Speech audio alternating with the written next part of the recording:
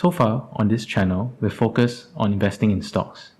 While stocks are the majority of my portfolio, there are other classes of assets that I think one should be aware of to have a greater chance of knowing an opportunity when you see it. In this video, we present a brief overview of 4 categories of assets: bonds, real estate, stocks, and cryptocurrency, the pros and cons of each, and how different allocations suit different objectives.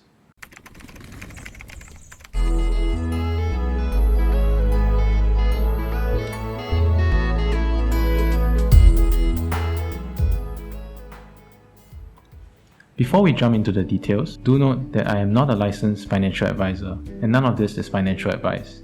We're simply presenting our research and opinions for fun and educational purposes. First, let's start with the simplest type of investment: bonds. Bonds are essentially a loan, with a fixed interest rate issued to bondholders in return for upfront capital.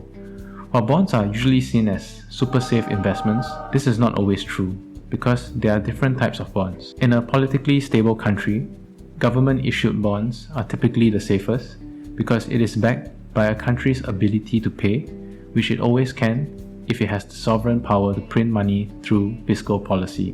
Then there are corporate bonds. These have different grades, from AAA representing the safest investment grade to BBB- representing the poorest investment grade.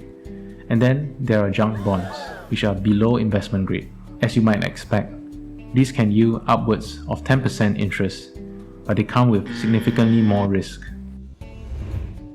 Secondly, real estate. While there are many stakeholders who profit from real estate, such as the developers, contractors, architects, landlords, interior designers, and property agents, the most accessible for us to invest in is through real estate investment trusts, or REITs for short.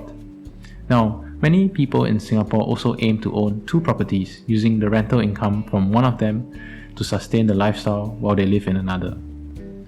However, this is very capital intensive since you have to make a sizable down payment, no matter which entity you loan from. REITs, on the other hand, do not have large minimums to start investing. A REIT owns, operates, or finances income-producing properties. They can be offices, shopping malls, data centers, or even homes. Investing in one makes you a unit holder, which entitles you to a periodic dividend payout anywhere from monthly to annually, and the dividends are derived from rental income or other proceeds from managing the properties. Most REITs have a mandate to issue out at least 90% of their net income, so you should expect at least 3% yield from REITs in general. Thirdly, stocks. These are shares in publicly listed businesses which have either gone public through an IPO process, a direct listing, or SPACs. The various ways a company can go public is beyond the scope of this video, so we will just focus on what owning a share means to you. A share is legally just a bundle of rights and obligations, representing your ownership of a business. Some types of shares, such as Class A shares, also include voting rights. That's why when you search for certain companies such as Alphabet or Berkshire Hathaway, you will find different types of shares you can buy. Now, the first way you can make money from stocks is through dividends. Some companies pay dividends at regular intervals, like REITs, and depending on your broker, it should be credited either into your brokerage account or your bank account. The second way you can make money from buying stocks is through capital appreciation. Yes, that's where the saying, buy low, sell high comes from. When we invest in businesses that are undervalued by the market, we gain a probability to sell that business later at a higher price, typically when the market starts to fairly value or overvalue the business, due to a myriad of reasons. Moment to moment, the stock market is an inefficient voting machine. It is driven by human emotion, both exuberance and fear. This is why people can make money off short-term trades, because these human emotions can change very quickly, especially with today's media and the proliferation of the internet. However, in the long term, the stock market behaves as a weighing machine, which is why it's easier, in my opinion, to make money buying a profitable, sustainable business and holding the stock over the medium to long term.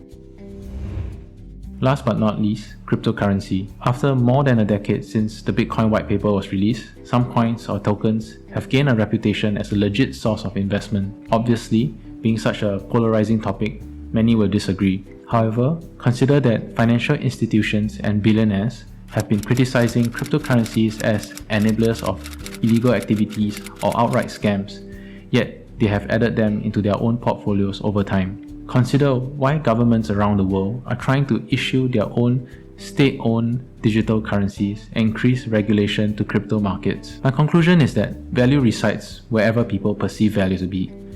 This does not automatically make crypto a good investment though, so please do your own research and don't fall for a squid coin scam or something just because you were in a hurry to make a buck. And there you have it, 4 of the major investment vehicles that one can get started with. I'm not a financial advisor and certainly not your financial advisor, so I cannot say how you should allocate your money among these assets. Personally, I decided to put different weights on each asset class based on 5-year targets of my financial goals. The higher your target, the more returns one will need to expect, which means a lower weightage in risk-free or near risk-free bonds and a higher weightage in stocks and cryptocurrency. Now, we'd love to hear your thoughts. Do you concentrate your investments into stocks or a different asset class? Let us know in the comments down below. If you'd like to hear more from us, subscribe to our channel to get notified every time we release a new video. Gently tap the thumbs up button for the almighty YouTube algorithm, and if you find this helpful, share this with your friends and family. We will see you in the next video.